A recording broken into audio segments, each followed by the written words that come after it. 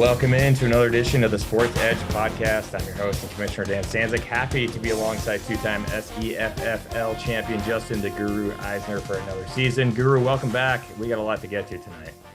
We have a lot to get to. We were just talking about this in the very famous pre-show meeting that we always allude to on the pod. And I just mentioned I have like 7 different tabs open. Like, this is intense. This is probably 4 podcasts in one for us, I think. So there's a lot to get to. And before we get to any of that, we've got something to talk about. So a little unfinished business, I think from last year. So we're partners, and I fully supported you last year, and we didn't have a podcast. We didn't have a podcast at the end of last year. And that's right. We did not. Yeah, that's right. We did. Did it end after the regular season? I forget when it ended. Did we do anything in the playoffs? What did we do?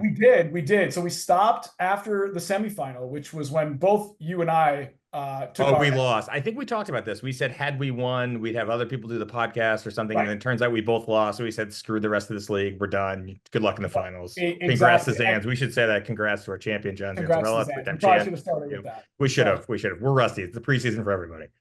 We're also like not that nice. So, you know, that's part of it too. But I supported the decision. We needed time to grieve, but the inbox actually stayed open. So we did receive quite a bit of fan mail about the fact that we did not do a podcast. So from places far and wide, not just league members, but I didn't know this, but we had a lot of. Does the show have an email address? We have a mailbag that I did not know of. It did. I didn't know about it either, but it got overwhelming, and we just took all the responses. Okay, so our intern isn't keeping us up to date on this. I got to talk to the league comms office. I got some people to talk to after this. Yeah, we could have been knowing this in real time last year. Yeah, but listener feedback, we could use that kind of stuff. I'm going to read to you some of the listener feedback that we got last year from not having created a podcast after the semifinals. And here we go. First time, long time. Did anyone end up winning the league last year? I used to get all my news and notes from the highly rated weekly podcasts with the commish and Guru, but it never came. Having said that, surely the guy that traded for Patrick Mahomes, Christian McCaffrey, and Justin Jeffries won, but I just wanted to make sure. I'll hang up and listen. That's from Father Jeffrey Von Arx. Father Jeffrey Von Arx. Wow. Yeah, very exciting. Interesting. Our commencement speaker, if I remember correctly, started when we started back in 2004. I thought that email was coming from John Zanzarella, but Father Van Arx is confused. The team that traded for Patrick Mahomes, Justin Jefferson, and Christian McCaffrey did not win. Lost in the semis, nail biter to Team Hathaway. Christian McCaffrey was down on the 1-yard line. Had he scored a touchdown, that team would have won the game, but alas, they did not. What else do we got in the inbox? Well, we got a lot here. So here's another one. I was extremely disappointed in Dan's lack of accountability at the end of last season. In these fragile times, we look to our elected and self-appointed leaders to set an example that we can follow. Dan let us down by refusing to publicly accept the results of his matchup. We have seen this coming. He's so delusional that he firmly believes Dr. Pepper is the best soda on the market. It isn't even a top 7 soda. In 2008, after realizing his team was about to lose a co-ed basketball game, he assaulted a female stag mid-layup to send an unmistakable message. If I can't win, no one else should either. For the sake of the SEFFL, I hope that he doesn't hide behind the shield of his office again after Team Hathaway beats him in the first round of the playoffs. That's from last season's podcast darling, Steve Curtis. Yeah, I knew that was from Steve. The clues were littered throughout that email. At first, I thought it was Hoban, who's a hater on Dr. Pepper, and I sent Hoban via Twitter, very active Twitter person nowadays, Pat Hoban. But he was surprised to learn that he said, who still drinks Dr. Pepper nowadays? And he added me, or whatever you say on Twitter X these days. And I replied with an article about how Dr. Pepper is now the #2 soda brand in America behind Coca-Cola. It has surpassed Pepsi. But what I would say to Steve is you're welcome for the free content. If you'd like to do a podcast at any point, feel free. Fair. Don't worry, we've got more. Okay. As a devout listener and Patreon subscriber, I didn't also, by the way, are you getting checks for Patreon? Because I'm unaware. I was going to ask you. I was nervous that I was about to hear an OnlyFans reference as well. Yeah. Thankfully, so far, I haven't seen that in the inbox. Okay. Maybe there'll be a request. Who knows? No way. Patreon subscriber to the SEFFL podcast. I was not only baffled, but insulted by the fact that there was no end of the year pod to cap off the 23-24 season.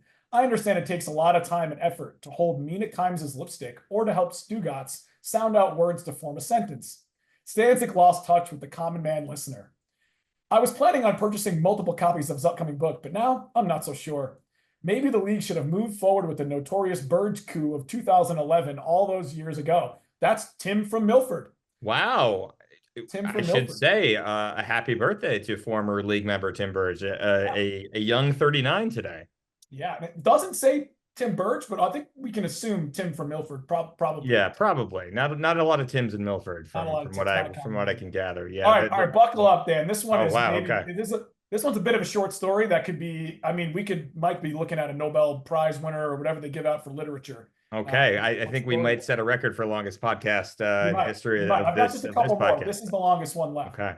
I arise from my typical slumber to the darkness of a December morning. My chateau is peaceful. This is my place of calm amidst the storm of the SEFFL. I saunter downstairs and hand grind my coffee beans, carefully pouring 205-degree water over single origin Kenyan beans. After exactly 4 minutes and 30 seconds of steeping, I breathe deeply through my nose and let the aroma of milk chocolate, lemon zest, and caramel fill my lungs. After my coffee long enema, I pour the remaining cup of joe down the drain. I walk to my 2014 Lenovo ThinkPad and fire up the internet machine. Finally, time to watch the weekly podcast for the most important part of my life, my fantasy football league. I yell to nobody in particular. My children quietly weep in their beds. Imagine my surprise when I find my inbox empty. Suddenly, I feel my world caving in around me. Damn you, Stanzik, I scream. I shake my fist towards the heavens. My busty French housekeeper faints. I Ooh, die. Now, that was from Dr. Kess. So, do we wow. find somebody for Thursday to take over his franchise? I don't know. He apparently died from their Whoa, podcast. Cass. Your newsflash.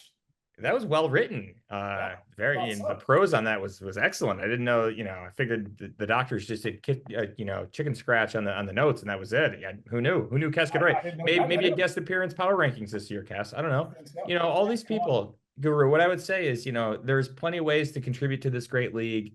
You and I started a podcast a year ago, and all these other people, all these other haters, they can keep hating, and if they want to contribute, they can contribute. A lot of avenues. Feel free. We take all comers. Last couple here, they're not nearly as long.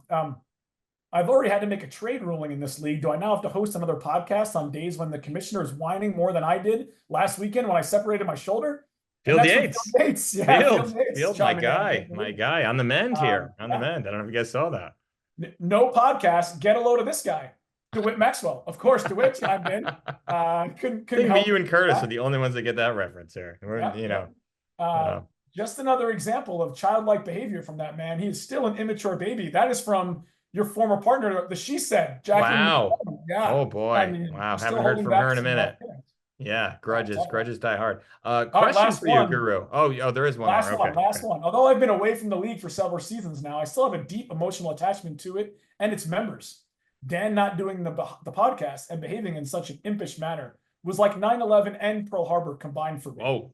Yeah, that's international recording superstar and three-time message board Hall of Famer Bill Dwyer. Okay, I was gonna say we need a Dwyer reference here. Thank God. Quote from Dwyer there. And that's it. So people weren't happy, Dan. We can't let them down this year. I'm glad we found out about the inbox. My question for you on the inbox, maybe I'll ask you out the air. Did you take the time to write all of these yourself, or did people actually contribute? Obviously, there were submissions. Maxwell. I wrote some of them, but there were Okay. submissions. Okay. Yeah, we had some submissions. Look at that. Yeah, I feel like Curtis definitely submitted there, but that Curtis was a long windup, they would say in the business, to what we have to do tonight, and we have a lot to do.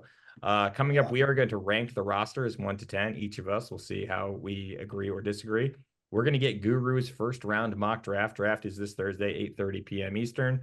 And the most important matter, the thing we have to get to first, is it is schedule release day. I submitted a great proposal to the league about, a weighted schedule. First place team was a harder schedule than the 10th place team. We got some whiners, we got some moaners. That's fine. Some people thought it was too early. What a ridiculous notion that was, looking right at you, champ.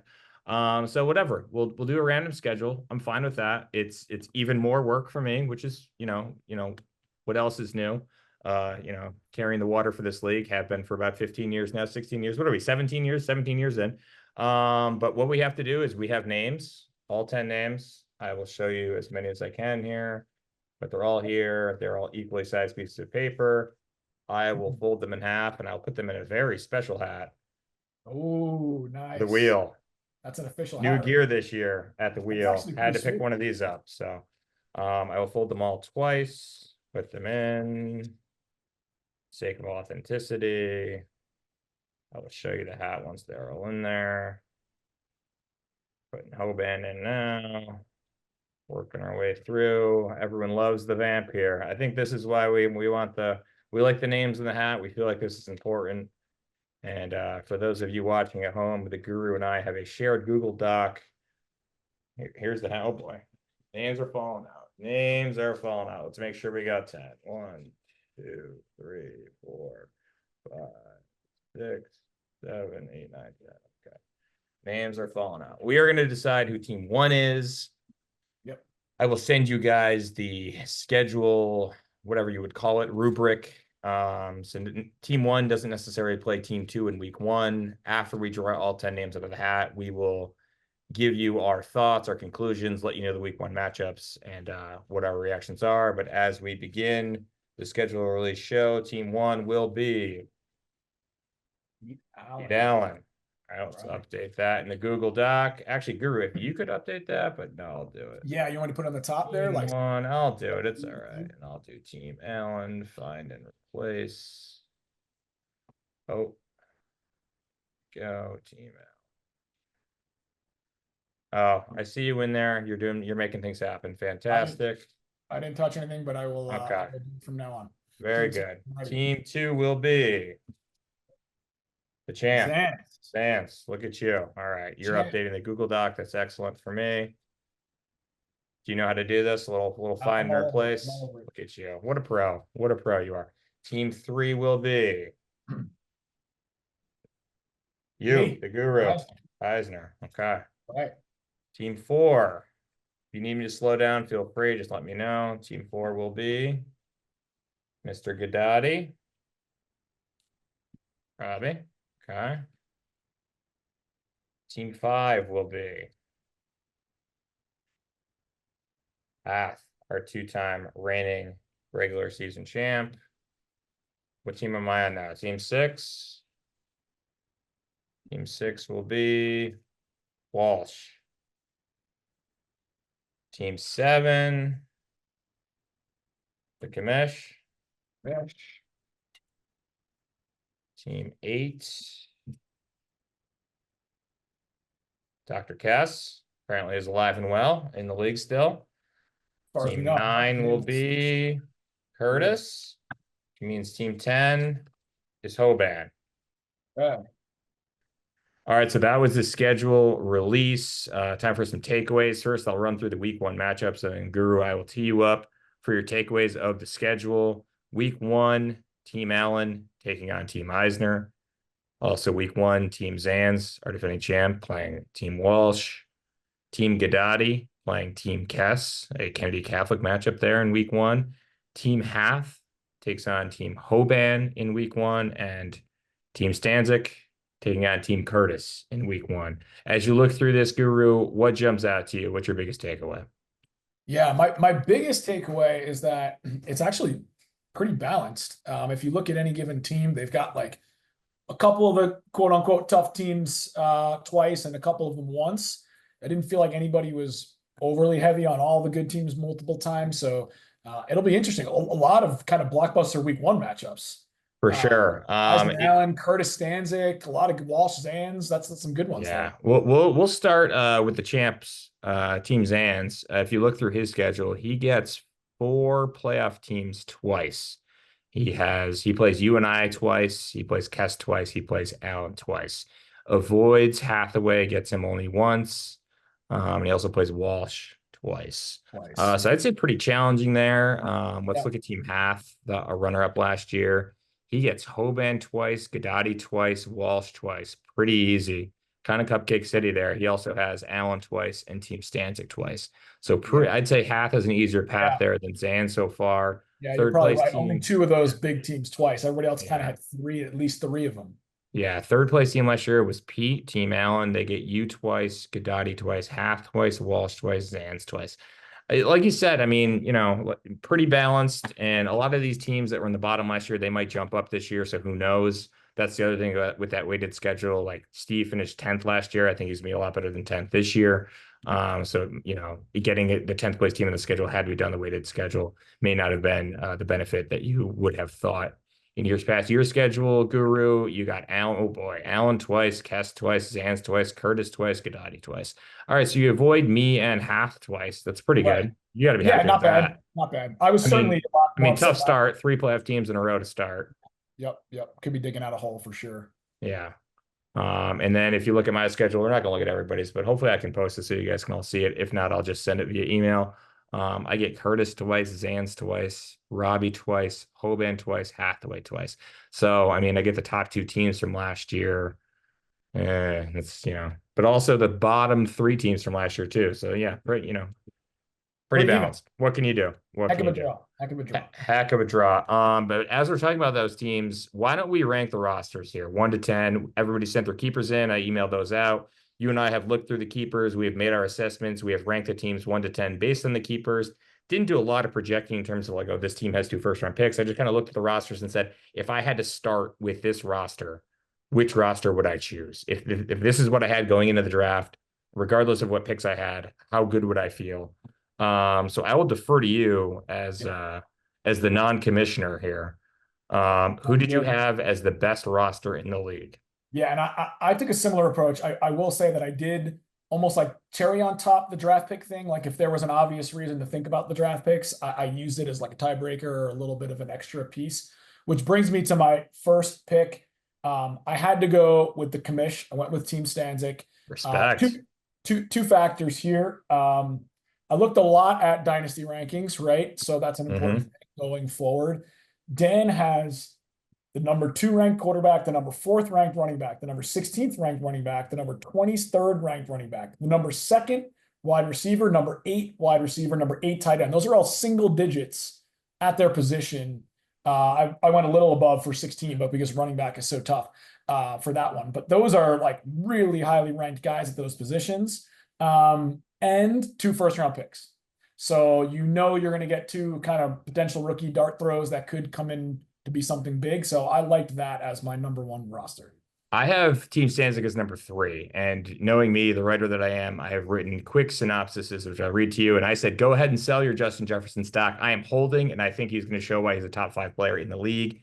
Then you throw in the Chiefs stack, Mahomes and Kelsey, the Niners stack, Christian McCaffrey, Brandon Ayuk, National AJ Brown, and we're looking at a title contender. Running back 2, kind of a question, but Joe Mixon has a great opportunity in Houston, and Javonte Williams is now 2 years removed from his knee injury.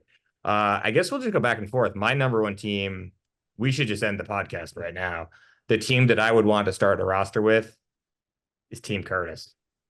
I'll tell you what, Stan, before you give me your update, that was number 2 for me. So we're not far off. It pained me, but it was number 2. We might have a new whipping boy this year. It might not be Curtis. I know, and he finished last in the league last year. But if you look at his roster, he's got Breece Hall, Kyren Williams. Kyren Williams is a bit of a dip in the news today. Sean McVay announced that he's going to be returning punts, so a lot of people think that may factor in. Blake Corum may get some more carries there, eat into his workload. But he also has Kenneth Walker, Jamar Chase, Dalton Kincaid, Kyler Murray, and some solid depth. I thought wide receiver 2 was a bit of a question, but he traded for Chris Olave, kind of solidified that spot. And he also has good options with Zay Flowers and Jackson Smith and Jigba, who could take big leaps in year 2. I think he's in a great place with young ascending players who are ready to win now too. So I think Steve's kind of got one of the best rosters. I think he has the best roster in the league going into the draft, and he also has 2 first-round picks, including the number 1 overall pick. Yeah, no, I mean, it was number 2 for me, but a lot of this, I mean, when you look at the running backs, like how hard is it to get these like 1A running backs that we're going to get the workload? Obviously, I was thinking about this before the Kyren Williams news, but I don't know if that's such a big deal or not. But Reese Williams, Kyren Williams, Kenneth Walker, like they're probably 3 workhorse backs. That's impressive. I don't know how I feel about Stevenson, but those 3, that's, and I'm a believer in Kyler Murray. I love Kyler Murray. So, yeah. I think I'm ready to vomit. I can't believe we just talked up Steve that much. This is unlike us. This is like against every iota of my being here. I couldn't believe I was writing it at number 2 when I wrote it down. It was Curtis, hard to do. My number 2 team, to get us back on a cheery note, is Team Eisner. Bit of a projection with Anthony Richardson, but running quarterbacks are kind of like a cheat code in fantasy. Then you got Tyreek Hill and a healthy Cooper Kupp, and they could be lethal. Jonathan Taylor, we're kind of relying on a bounce back. Anthony Richardson might take away some of the goal line work from him, might steal some touchdowns, but you have both of them, so that's kind of a win-win. And Trey McBride, a lot of people talking him up, could be tight end number 1 this year. I have you at number 2. This might be our biggest discrepancy of the rankings. Okay. I have myself at 6. Wow. Down at 6. Humble. Yeah, and I'll give you the scary factors for me is running back to your point, we're relying on a Taylor comeback. And then I don't know, like we've got Eckler and Robinson potentially taking stuff from each other. I don't know if Zach Moss is the answer. Could be Chase Brown and Cincy. Who knows? If Achane keeps going, Mostert might be useless. Yeah.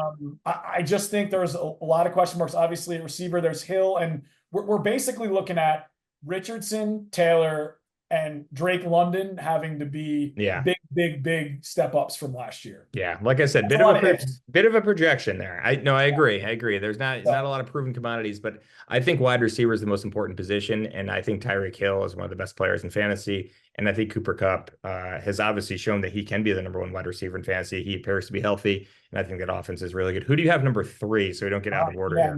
Number 3 for me. I will say this: 3 and 4. I went back and forth on. I went with Hathaway at 3.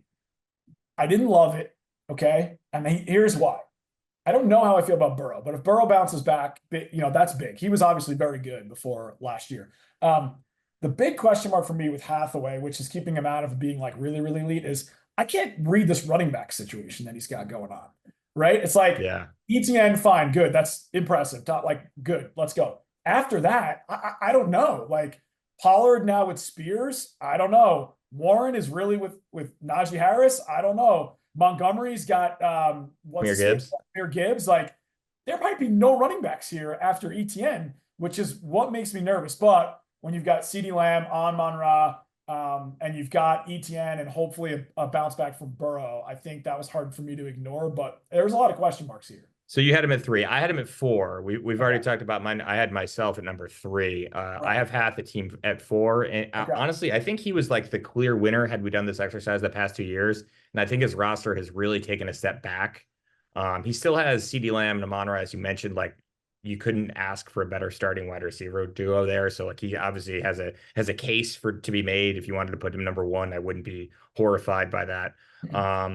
But he used to be like, he had the elite of the elite. He had Christian McCaffrey and he had Derrick Henry when they're both in their primes. They're both gone. So there's a lot of questions, like you said. Like, he does have good depth. I'll give him that. But I agree with what you said about Burrow. It's tough to bank on a bounce back from him. Same with Pollard. There's too many questions. Kelsey's gone. He's got Hawkinson, who's going to be out for a little while, but he's got Engram too. So I have him at 4, but with those wide receivers, like I said, I think that's the most important position. He's got 2 of the best in the league. So he is certainly a title contender. Don't take our ranking. You have him at 3, I have him at 4 as any indication that we don't think he's a legit threat to win the league this year. I think he very much could be. Who do you have at number 4? Yeah, number 4. So this was the one I was saying. I went back and forth between Hath and I went with Pete. Yeah. So I got Pete at number 4. I just think Josh Allen, that's just going to carry a team, right? So we got Allen, we got Saquon, and we got Pacheco. And we got Mark Andrews, right? Like, these tight ends are becoming a big deal. Definitely a place of strength for certain teams. But I think the question marks for me here is, where's wide receiver 1? Yeah.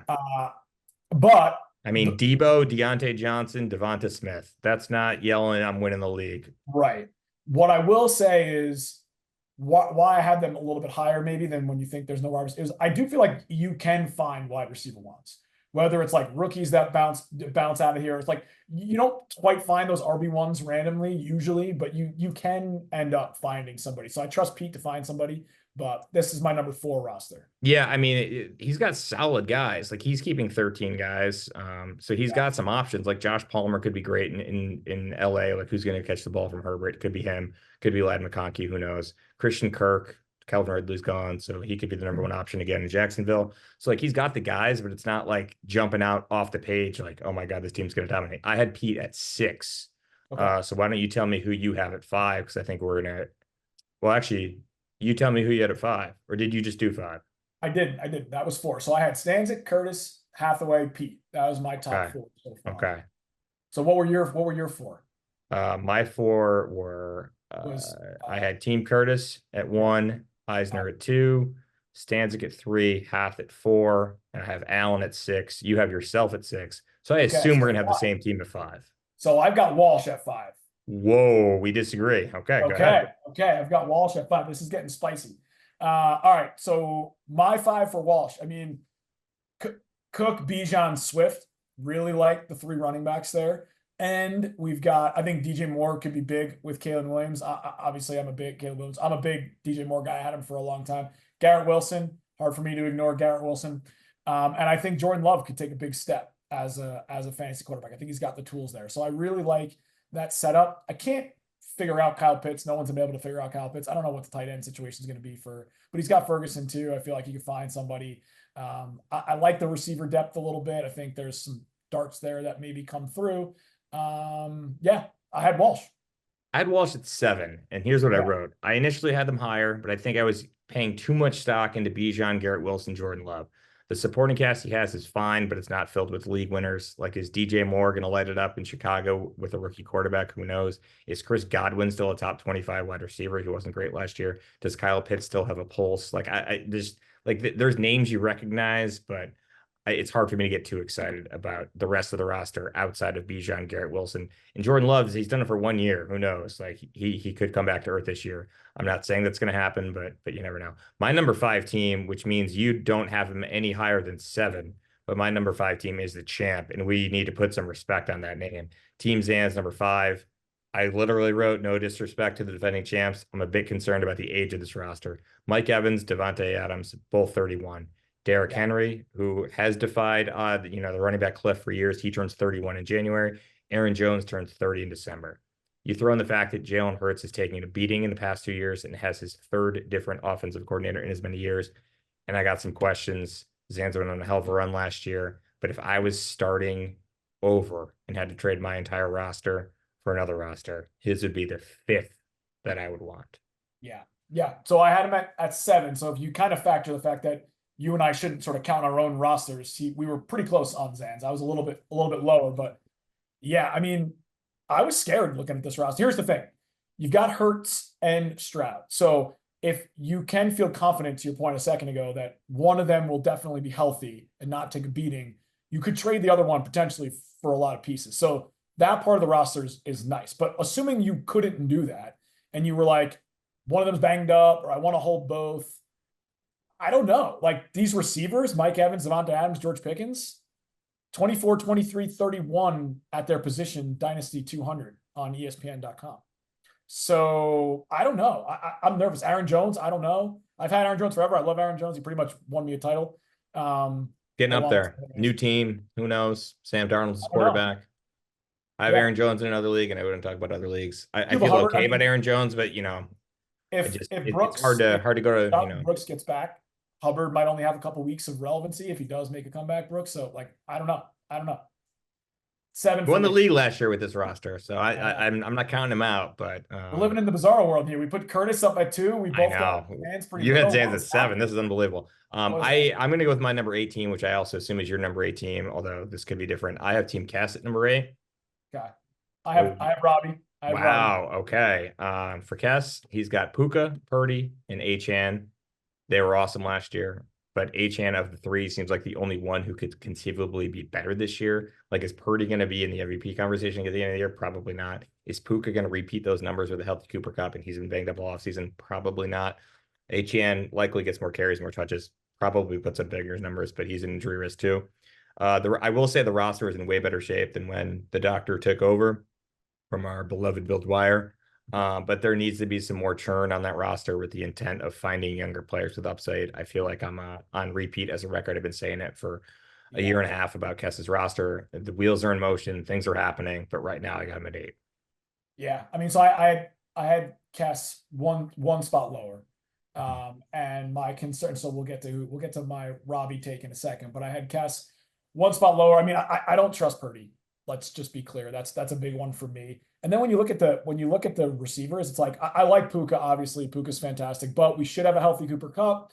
I would expect him not to do as much. But past that, Tank Dell might be the 3rd receiver there now. Yeah. And Jacoby Myers, I have no faith in the quarterback in Oakland. Tyler Lockett is all Vegas, by the way. Oakland. Yeah, I said Vegas, right? Vegas. Anyway, that just the receiver. I look like there might not be a receiver there. Like Puka is Yeah. great, but he might not even be a wide receiver one, depending on how the whole thing shakes out. So yeah, I didn't see it. I didn't see And it there. So Tyler Lockett was a tough keep too. That was yeah. just he's getting up there too. That's I feel like he's the kind of guy that could be available. You had Robbie, a teammate. Go ahead. Yeah, so I had Robbie just slightly ahead of Cass, mainly because of Lamar Jackson. Lamar Jackson, Jahmyr Gibbs. I just feel like if you look at his roster to Cass's roster, like nobody compares to those guys on Cass's roster. So I was like, give me those guys. Stephon Diggs, maybe a bounce back with CJ Stroud out in Houston. Everyone keeps talking about how much Mahomes is throwing to Rashee Rice. So by the way, had no idea that name wasn't Rashid until I did the rankings for this. I always thought it was Rashid. There is no D. There is a Rashid Shaheed who plays for the Saints.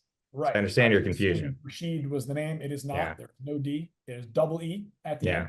end. But yeah, I think Rice, Diggs, Kamara, Gibbs, Jackson is just better than what Cass has. So I had Robbie and Cass. Yeah, Gibbs and Rice are kind of the core of the roster as the young guys. Lamar, I think, is kind of he's a regression candidate. I had Robbie at 9. I don't know if Lamar won an MVP last year. Is he going to be better this year? Probably not. Robbie needs to get in Guru's garage and do some tinkering because he hasn't been doing a lot to upgrade this roster. He's got a lot of veterans, again, a lot of names we know that are just taking up starting spots in this roster, and they're mostly past their primes. We agree then. Team 10 is Hoban. Worst roster in the league. I will say I originally had them ahead of Robbie because I keep saying I think wide receiver is so important, and I like how he has T. Higgins, Nico Collins, and Jalen Waddle, but I can't get past Tua. I think he's the worst keeper of everyone in the league. I think Hoban was just like, oh, I need to have a quarterback. No, you don't. Don't keep him. You have the 2nd pick. You have the 10th pick. You can draft a quarterback. Caleb Williams and Jaden Daniels are there for the taking. They're going to be better than Tua. I'll say this about Tua. He led the league, the entire NFL, in passing yards last year. He finished as quarterback 16 in terms of points per game. There is no way that his ceiling is higher than that. We only play one quarterback. You're not getting anywhere with the 16th best quarterback. Hopefully Hoban knocks his first-round picks out of the park, or else it's going to be another tough year in year 10. Yeah. So if you want to look at kind of worst keepers, to your point, so dynasty rankings, Tua by far the lowest quarterback kept based on dynasty rankings. Back to Kessler. Kessler kept the 66th ranked receiver, Jacoby Myers, the 66th ranked running back, Rico Dowdle, and he kept the 55 number 55 on the receivers, which was Lockett, to your point.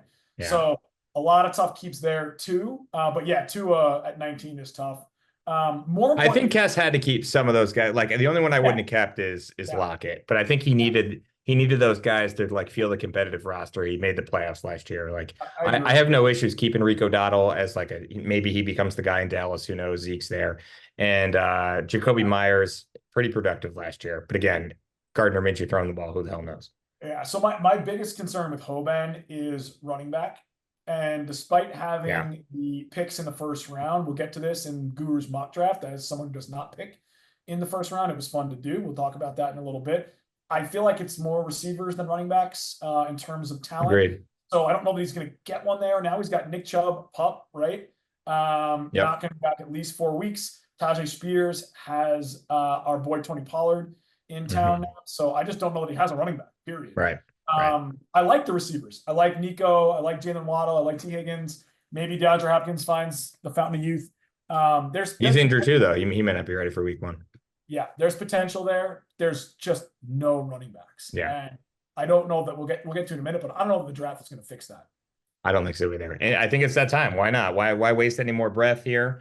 Well, let's get right to Guru's first round mock draft. You don't have a pick in the first round, as you mentioned. So who better than you to run through who you think will get drafted in the first round? Again, the draft is Thursday, 8:30 Eastern. Hope to see you all there. First pick in the first round is Team Curtis. Yep. The only one I didn't think about for any more than a half a second. The rest of this was pretty tough. We'll talk about it as we go through it, but it's Marvin Harrison Jr. It's not a question. Any other pick here is wrong. I am putting faith in Curtis, who we've both now ranked very highly from a roster construction perspective. 1 and 2. Who are we? Marv, and I know I Oh couldn't my believe what he said. God. I was like, Stanzik's gonna kill me when he finds out Yeah. Curtis too. But Marvin Harrison Jr. easy pick here. Let's move on. That's Yeah, not even Hoban's got and again, this is who you would take if you were yes, running the roster, not who you think they're correct. going to take, correct? Yeah, too hard to predict. I don't know what everybody's thinking. I'm just gonna walk you through kind of like that person's roster consumption and what I would do. Yeah. In Curtis's case, it doesn't matter. First of all, I like his consumption, so really easy to Construction. best player. Construction here. Look at you. Um, Yeah, Hoban, I think, is a total wild card. So he'd be impossible to predict what you think he is going to do. So if you were Hoban, who would you take with the second overall Yeah, pick? so I think there's three things for Hoban here, right? One is he needs a quarterback. We both just talked about how badly we don't like, we like Tua. We don't like Tua. We also just mentioned he doesn't really have a running back, right? So there's maybe, but I think with the state that Hoban's in, you have to go find the best player, right? And you have to go just try to find the guy. And so to me, I would ignore both of those things and not worry about it. And I would take Malik Neighbors. I think he's just, again, potential for a wide receiver one down the road, rookie. I'm big on picking rookies early in this league. I would take Malik Neighbors, although I think, to your point, wildcard Hoban, could see him go quarterback. I could see him go with a running back to plug a hole, but I just look, I don't think it's the year for Hoban, so I wouldn't go plugging holes right now. I would go searching for talent, and I would take Malik Neighbors. There you go. Don't draft for need, draft for talent. Love it. Third Yeah. pick, Robbie Well Goodati. Got Jahmyr Gibbs last year. Roster hopefully is on the up and up here. Third Yeah. pick, he's probably disappointed. He's a Giants fan. Disappointed to see Malik Neighbors go off the board in front of him. If you were running Especially Robbie's team, who do you got number 3? Yeah, he loses out to an Eagles fan, which is tough as well. But I Yeah. hope that Hoban won't take that into consideration when he makes. He probably will. He probably will. Yeah. All right, so Robbie, he is the only team to not keep a tight end. So I'm thinking maybe he's looking at Bowers here. That's an option, but I think you can wait on tight end, not just because I'm not sure anybody's going to go reaching for Bowers, but there's some other like legitimate starters that weren't kept. So I'm again talent here for Goudati. I'm going Roma Dunze, Chicago Bears wide receiver. I think that is the play for Robbie. Like we said, he's got a couple receivers, but we can remember you can play basically like 5 or 6 receivers here on a given week. Yeah. So, 3 flex spots. So you can start 5 flex. receivers if you had to. Yeah. He The kept fourth. 4. So, Yeah. The 4th pick is mine. I will refuse to answer any questions here from the guru, but I acquired this pick from Curtis in the Mahomes trade, and Curtis got this pick and Walsh's second rounder for James Cook and Calvin Ridley. So that's kind of the trajectory of this pick, how I ended up with the 4th pick. Yep. So here's my thought process for Stanzik. Some free advice. Look at this. I'm excited. Yeah, I think there's no immediate need, right? So you kept, if we exclude quarterback and tight end, you kept 7 players, right? So we got 2 on the lower end. These guys, but wow. That would potentially fill out a roster, right? So two running backs, 2 starting 9 flexes. Again, so I'm not taking this pick and thinking about plugging somebody into my roster on day one. I'm thinking about the future, and Stanzik has the luxury to do that as somebody with 2 first-round picks and such a good roster. If I'm Stanzik there, I'm taking Jonathan Brooks. I know he's not playing right away, but I think there's a potential running back 1 there down the road, and I think you need to eat the fact that you won't get anything out of this, but you've got another pick coming, and you've got a roster where you don't necessarily need to plug somebody in right away. Look at that. The 5th pick belongs to the doctor. Team Kess. It is the last pick in the first round that was not traded. Right. Okay, lot to go over here. Obviously, we both had Kessler pretty low in our rankings. I don't trust Purdy, so I think it could be a quarterback. Also, we've got do we go with the running back here, right? Like, I don't think so. I think he's got enough running backs. So for me, I think I'd go another rookie wide receiver, again, trying to stack talent. I'd take Brian Thomas Jr. here. That would be my pick for Kessler. Again, go find that talent. I think he could wait on quarterback. He does need to address quarterback. I wouldn't want to go into the season with just Brock Purdy if I were him. But he could, the other option, like, do you grab Zeke and make sure you have the Dallas running back between Zeke and Rico Dowdle? Again, I wouldn't do that. I'd wait. I'd see if I can get that person later. And also, I wouldn't be drafting so much for need there. Give me Brian Thomas Jr. I like that pick. The 6th pick belongs to Hathaway. It was originally my pick. Hathaway got the pick from Curtis in the Olave trade this offseason. The pick Again, it was originally mine. Curtis got it for me. There was a first round pick swap in that Mahomes Jamar Chase deal late in the season last year. So that's how Curtis got it from me. Hathaway got it from Curtis, part of the Olave deal. What would you do Hathaway, 6th pick overall? Yeah, so Hathaway has 2 picks, right? So we talked a little bit. I talked a lot about my problem with Hathaway's roster was running back depth. I wouldn't reach for that here. Brooks is off the board. I would go back to the well in my rookie wide receiver situation here. The other option is you could say Hathaway, he did now at the time, he didn't have Ingram cap. There was a clerical error. We fixed that, but Hawkinson's out the beginning of the year. So I thought maybe Bowers here, but no, I think I'm going to keep going down the rookie wide receiver train with this one. I would take Xavier Worthy, Kansas City wide receiver rookie. Maybe he connects with Mahomes. That's what I would pick here with Hathaway, and I would address running back later in the round, which we'll get to in a few picks. All right, we're back to Stanzik with the 7th pick, originally Yeah. Pete Allen's pick. I got this pick from Hoban in the Jalen Waddle deal this offseason. Hoban got this pick and Nico Collins from Pete in exchange for George Kittle and Devonta Smith. Pretty good deal there. That's pick's been around the block a little bit, huh? Oh, yeah. Yeah. All right. So we talked about the luxury of taking Brooks earlier for Stanzik because he didn't necessarily need to plug him in. It's okay that he's out. Now I think you get the chance here to go get a receiver for the future. I looked at this a couple times. It is hard to get away from a name like Lad McConkey. What a name. That's an A+ name, but I got away from it. I didn't do it. I thought about it because it's so good. And I don't know if Stanzik's going to be able to have the strength that I did and the willpower to just avoid Lad McConkey. I'll say it again. Very good. By the way, 1000%, Dwyer's still in this league. He takes Lad McConkey. No question. As he should. Yeah. I'm going here, Keon Coleman. Keon Coleman, Buffalo. Any chance to maybe get the wide receiver 1 with Josh Allen for a long? I mean, he could be. He could end up being the best receiver in Buffalo. We don't really know, especially with Diggs out of town. I would take a stab at a future here with Keon Coleman. Okay, wow. Team Walsh is on the clock with the 8th pick, originally your pick. Walsh last year was like a dealer on the floor at the New York Stock Exchange. He got this pick from the Guru, along with Garrett Wilson, DJ Moore, and Gus Edwards in exchange, monster deal, in exchange for Jonathan Taylor, Michael Pittman, Justin Herbert. You regretting that one? No. Okay. I don't regret moves. Make moves. Gotta move forward. You gotta move forward. No regrets. Okay. All right, this one was weird. Now Walsh doesn't pick for another 16 picks if I did the math right. No second rounder. Took my shoes off, counted all the fingers and toes, got it to 16. So I think he's got to be boring. This is probably the most boring pick of the first round for me. It's somebody also that he didn't keep. He had the chance to keep and pay the money and didn't.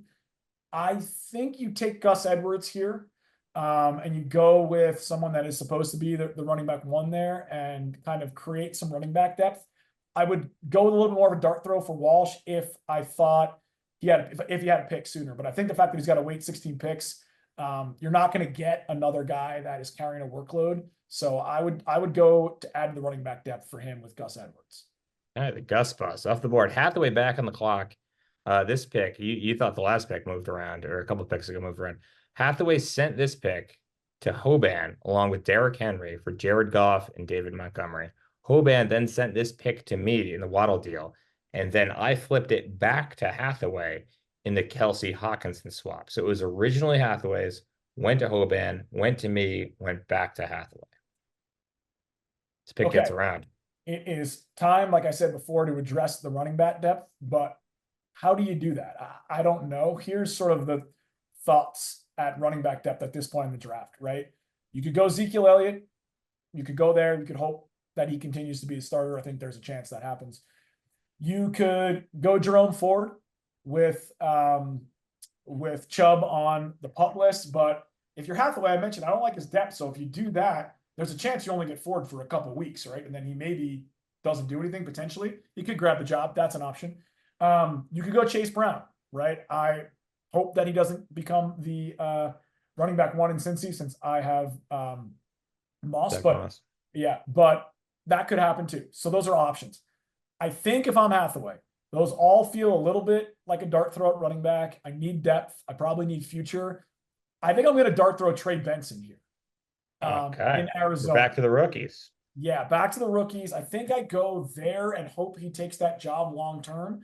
Now, looking at his his schedule, he's got Hoban and Walsh for the first 2 weeks. So he does have much stronger rosters than those guys. Doesn't mean anything, but maybe he can get there. And maybe by then, Trey Benson's making some noise and making some moves. I don't know. Do you want short-term help or do you want long-term help, right? That's the decision that you got to make here. And I'm usually thinking long-term in the draft and short-term on the waiver wire or in trades. So I'd probably lean Trey Benson, but I think Zeke, Ford, Brown, all options. One of those needs to be running back for Hathaway with the 9th pick. Okay, now we're back to Hoban, final pick in the first round, final pick of the Guru's mock draft. Yep. The 10th pick, this was originally Zanzarella's pick, the champ. He packaged his pick along with the aging George Kittle, the ghost of Miles Sanders, and Tua, and he got back a haul from Hoban. Who he got back from Hoban was Sam Laporta, Devontae Adams, and a 4th-round pick. Hoban did get this pick. So if you're Hoban, who do you take? Last pick, first round. Yeah. So I think we need to address running back depth now. Now, I mentioned that his first pick, we went with Malik Neighbors. We said he still needs a quarterback because we don't like Tua, and he needs running back depth. Now, he picks again in 2 picks. So after this pick, it goes to Curtis and then back to Hoban. So if he wants to address quarterback, there's really 2 standout rookie quarterbacks, right? Even if Curtis takes one, I wouldn't expect him to, but even if he does, you're going to get one of those 2 guys, either Jaden Daniels or Caleb Williams. So I would go take a running back here if I was him. And I think he does need the short-term help. I would go take Jerome Ford. He has Nick Chubb. So that makes this decision a little bit easier. You take Jerome Ford, you get him for those couple weeks. If he takes the job from Chubb, great, you got the running back anyway. If he doesn't, you have Chubb and you've got his backup. I think for Hoban, the prospect of having Ford makes a little bit more sense than it does for Hathaway. So I would take Ford here. I would let Curtis take who he wants, and then little preview the second round, I'd probably go take the quarterback. Look at that. The first round mock draft dipping into round 2 with some sage advice for Pat Hoban. Yes. God knows he needs it. Guru, great work out of you.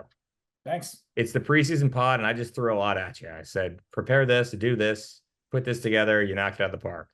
Great having you back. Love doing this. There was a lot to do. I was excited doing it. I was.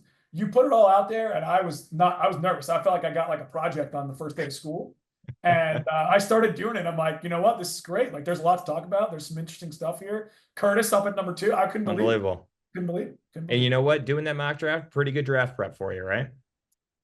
I mean, yeah, even though I'm not going to get any of the guys that I looked into, but well, there you go. Well, now you know who you can get in round 2. And again, the draft is very short ways away here. Thursday, 8:30 p.m. Eastern. We'll see you all there, and then we'll see you. What do you think? Next week after next week after week 1? We'll see. We'll figure it out. I don't know. You know, the listeners keep complaining. We'll get to them. We'll see. We'll see you when we see you. It took me so long to dig out of that inbox. It's worth it just to keep doing the podcast so we don't get so many submissions. So yeah. Love it. We'll see y'all guys. We'll see all you guys in the draft. All right, guys. See you Thursday.